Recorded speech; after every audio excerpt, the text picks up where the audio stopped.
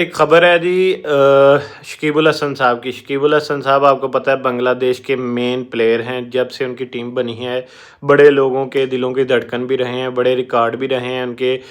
Number 1 allrounder भी आते रहे हैं वो हमेशा। लेकिन क्योंकि उनकी सियासी वाबस्तगी थी अवामी लीग के साथ, जिनके साथ जो हुआ है आपको पता है, जो मुक्ति बहानी के सरबराह थे, जिन्होंने पाकिस्तान तोड़ा था, जिन्होंने पाकिस्तान को गालियाँ दी थी उसके फादर ने, और वो सारी चीज़ें हैं। खैर वो एक अलग डिबेट है।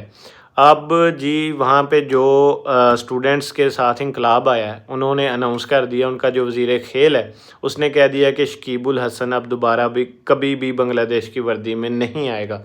वो अब जो है बांग्लादेश में शकीबुल हसन नहीं रह रहा, उसने ख़ुद साख्ता जलावतनी इख्तियार की हुई है।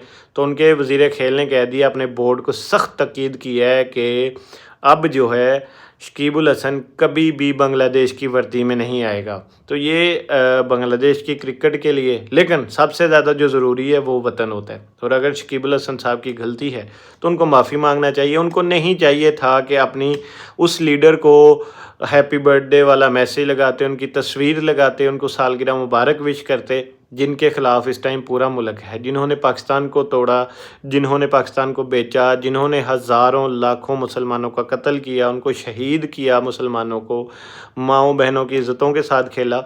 उनका साथ नहीं देना चाहिए था। लेकिन क्योंकि शकीबुल हसन साहब उनके पुराने रुकने पार्लियामेंट रहे हैं तो उन्होंने मुबारक दिया, लेकिन अब फंस गए हैं। अब दोबारा वो कभी बांग्लादेश की जर्सी में नहीं आ सकते, ना ही बांग्लादेश में आ सकते।